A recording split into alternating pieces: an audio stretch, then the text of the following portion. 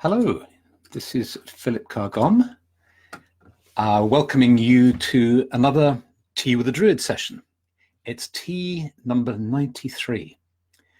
And I have a treat for you this evening, which is, but first of all, do tell me when you arrive and say where you're from. And it's lovely to see you. I can see the bubbles coming up, so I know somebody's there. And Ellie is the first person to say hello. And Larry from Hillsborough, Oregon. That's great. Paul from Chesterfield in Derbyshire, and Daniel from Germany, and Anna and Iselinda from Portugal. Hooray, hooray, that's fantastic. And Angelica from Germany. Lovely to see you all on this autumn night. So those of you who've had a look at my book, Seek Teachings Everywhere, might have come across the section on Druidry and Christianity with poetry written by Roma Johnson. Well, Roma happens to be staying with us at the moment, and so I thought, wouldn't it be lovely to have Roma as our mystery guest tonight? Of course, it's no longer a mystery because I just told you who it's going to be, but up until now it was a mystery. And so Roma's here with us, and she's going to talk with you. So Roma's from California. We've known her for many years. She's a really good friend. And Roma, do come and take the seat. Thank you so much. Thank you so much.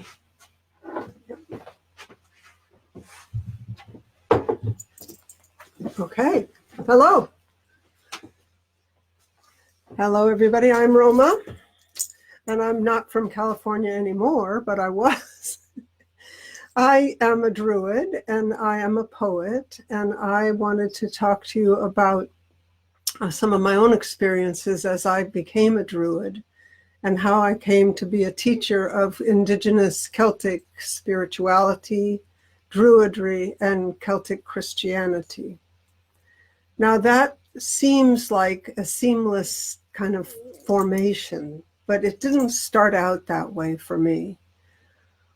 I came to Druidry wholeheartedly after years and years of seeking. I tried this, I tried that, I experimented with different things. I was a Christian as a child. I was raised in the Christian church, but I was lapsed, partly because the times that I grew up into as a young woman were filled with political problems and problems within the church, and I felt like it just wasn't where I wanted to be.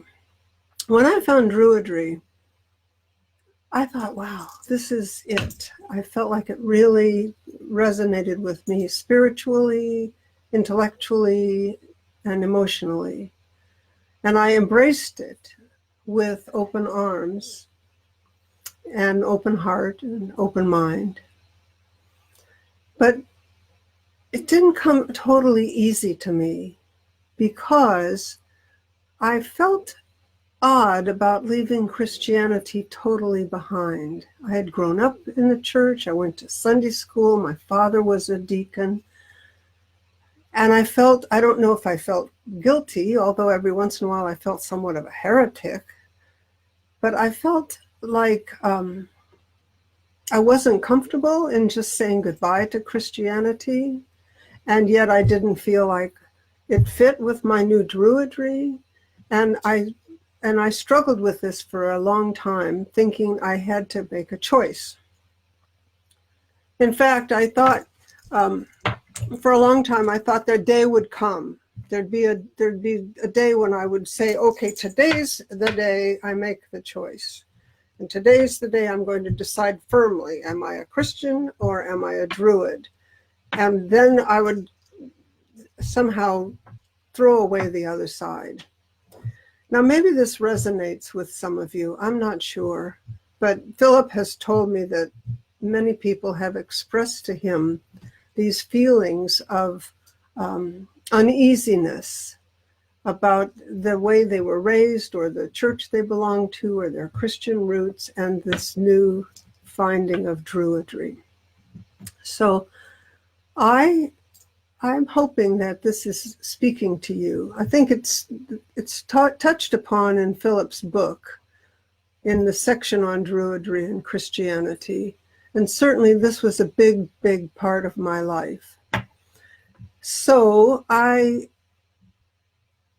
sat down in typical fashion. I'm a poet, so one of the things I do when I want to decide what I'm feeling is I write. I write every day. And in true bardic fashion, sometimes the truth comes to me through the poems as I write them. And this was true in this case.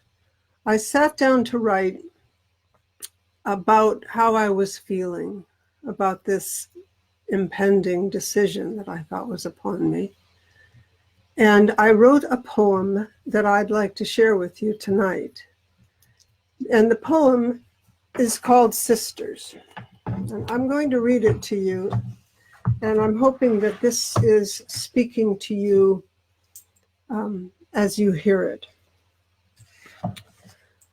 So, sisters, what if they were to meet in a cloistered garden there on Iona? What would they say to one another? I am the bride of Christ. I am the bride of no man. I clothe myself in humility and walk in silence. I paint my naked body and scream in the wind. I do good works. I carry a wee knife. I spend my most precious hours here among the sacred texts. I read the Carr-Gomm of trees, the placement of stars, the auguries of birds. I yearn in passion for the Sacred Heart of Jesus. I embrace the deep beating thrum of the stone. I await the soft light of blessedness to imbue me. I call down the lightning from the dark. I know that I am a child of God. I am a woman fully grown. My world is within these graceful walls. My world surrounds yours utterly. I partake of the body and blood. I eat the dripping honeycomb pulled from the hive, the mistletoe pearls cut in moonlight from the ancient oak. Evening comes. Soon bells will ring for prayer in candlelight. Night comes, stirring the long grass. Stars call me to dance among their multitude. I must go in. I must go out. Farewell, my wild sister. Go with God. Fare thee well, sister. In Awen we are one. In Awen we are one.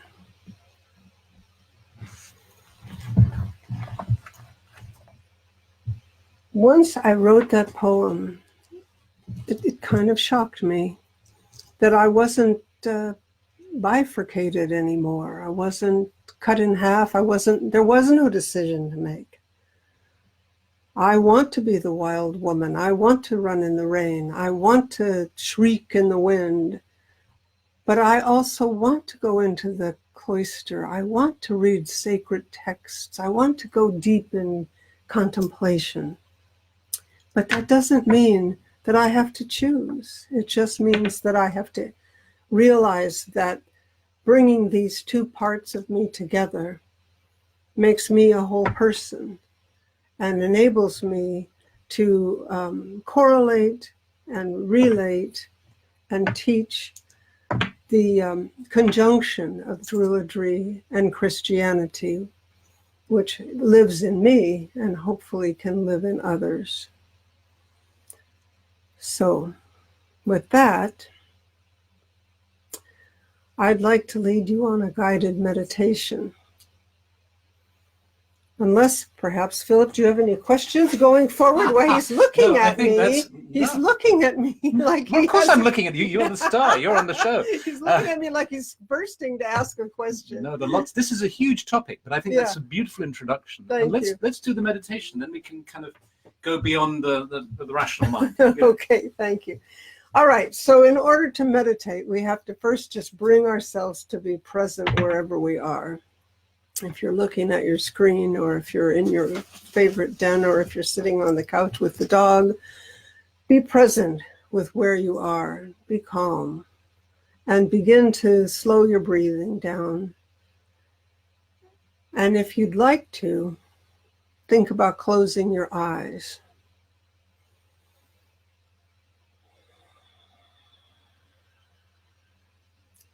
And just feel yourself centering.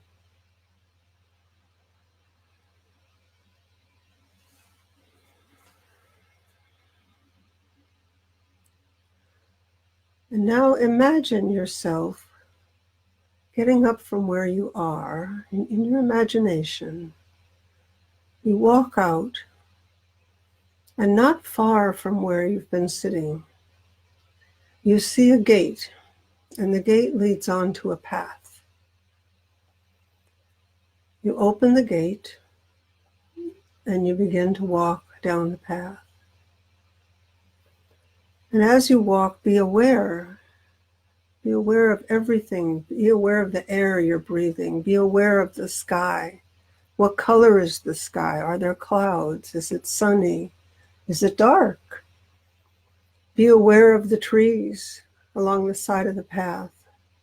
Be aware of any bird call you might hear. Be aware of the sounds of the city or your home or your house fading and leaving you behind. And you walk down the path, you feel yourself calming down and feeling freed up from all your daily things.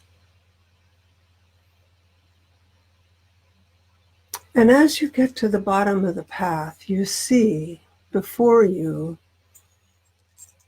this beautiful old church. An old stone church, perhaps covered with lichen or vines or overgrowth. The beautiful stone church sitting in a beautiful stone churchyard with old headstones, some in poetry, some with wings, some with crosses. And right next to the church is the most beautiful grove of trees. Tall, beautiful, stately, ancient trees that form a circle. And in the circle is a very peaceful, lighted space.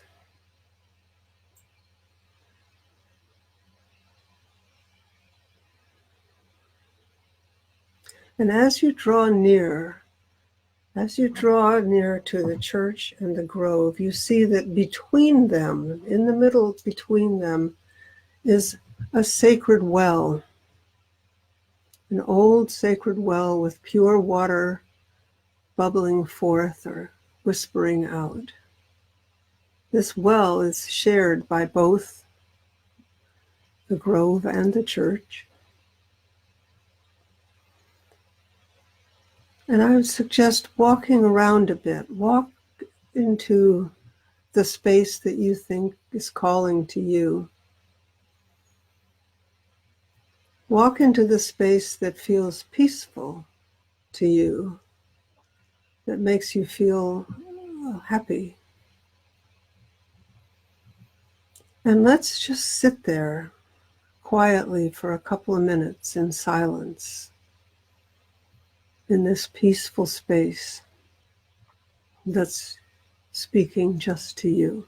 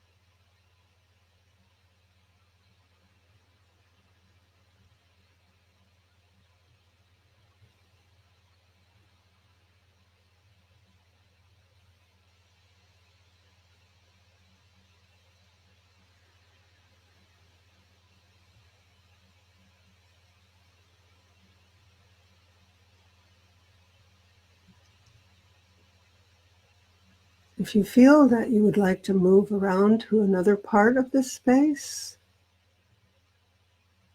sit in a different part of the space for a moment. Take another few minutes. Go there. If you're finding perfect peace where you are, then this is a good thing.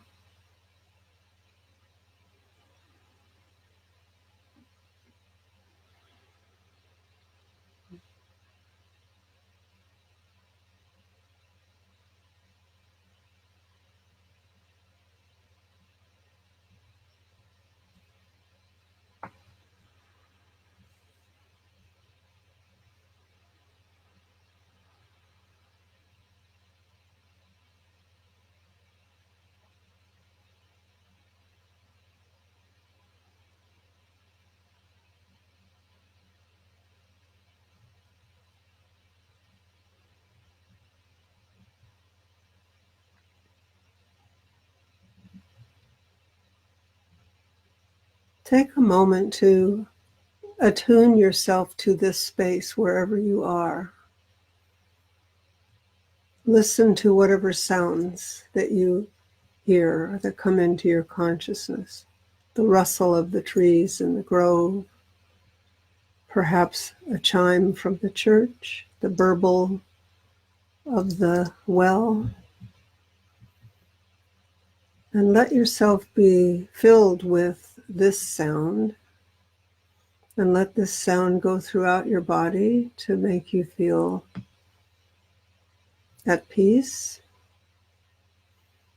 and in tune and connected.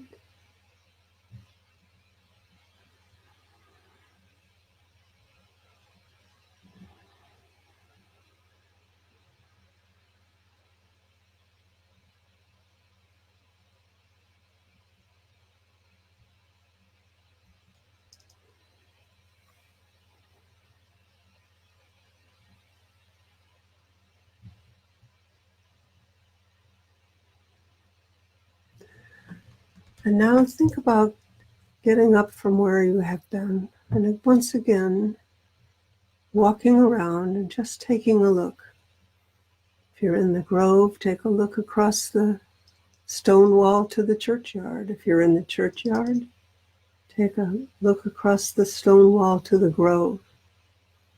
Walk around the well if you want. Dip your hands in the water and put some on your face.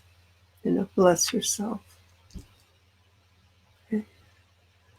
Because now it's time to go. It's time to leave your space. You might want to turn and bless your space in turn.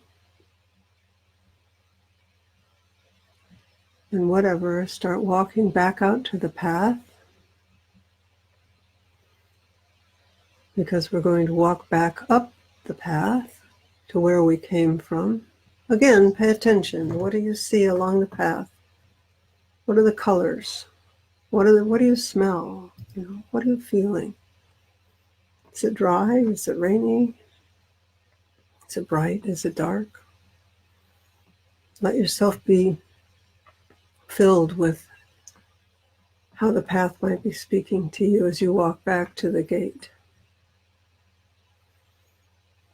And when you get to the gate, open it, walk through, walk back to wherever you started from, and gradually allow yourself to reattune, come back into the room, come back into the world, come back into your body,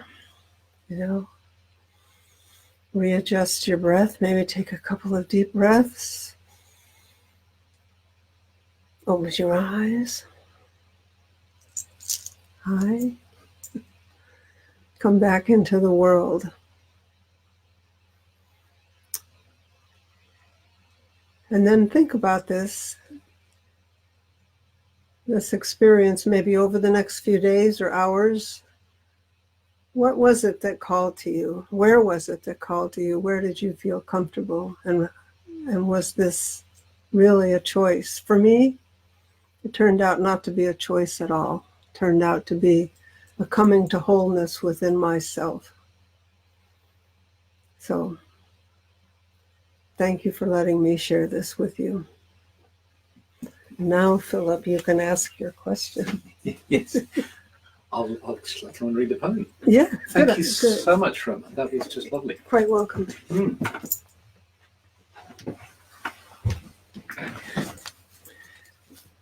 So now I thought to finish our session this evening. Jay is saying my Gemini heart is beating. Thank you so much for this beautiful gift. That's lovely, Jay. That's great. Maddie is saying in South Wales, I couldn't begin to pronounce that, on the top from a hill, an elfin hill, is a little church where a married, symbolic to a spirit man elf, protect and bless this earth. Magic surrounded the little people. It was about 30 years ago. So like your meditation. Thanks for remembering. That's lovely. Let me finish with this section.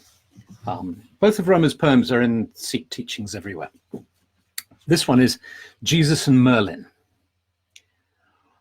What if Jesus and Merlin were to meet at twilight, in the garden, in the grove, one looking forward to the skull of Golgotha, one looking back on the sacred head of Bran? What would they say to one another, these men, these gods who live in time beyond their lives, one forward, one retrograde?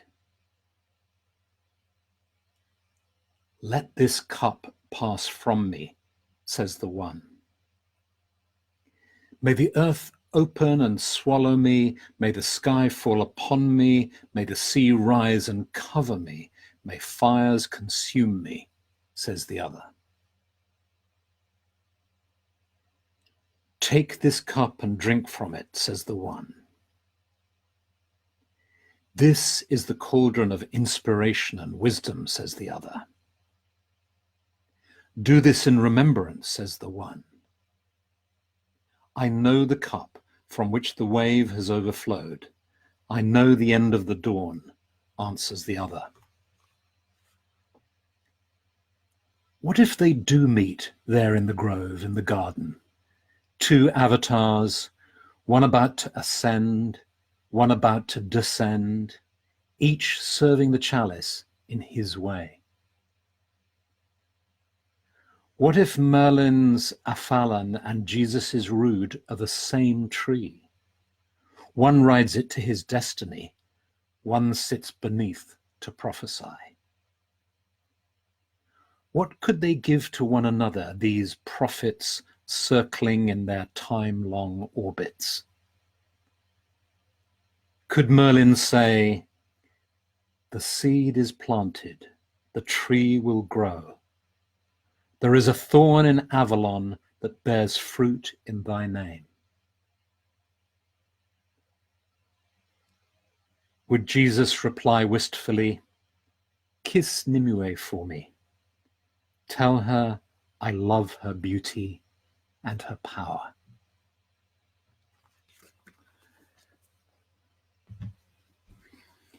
Roma and I were talking before this session about how the symbol of the Grail unites these two streams of pre-Christian and Christian.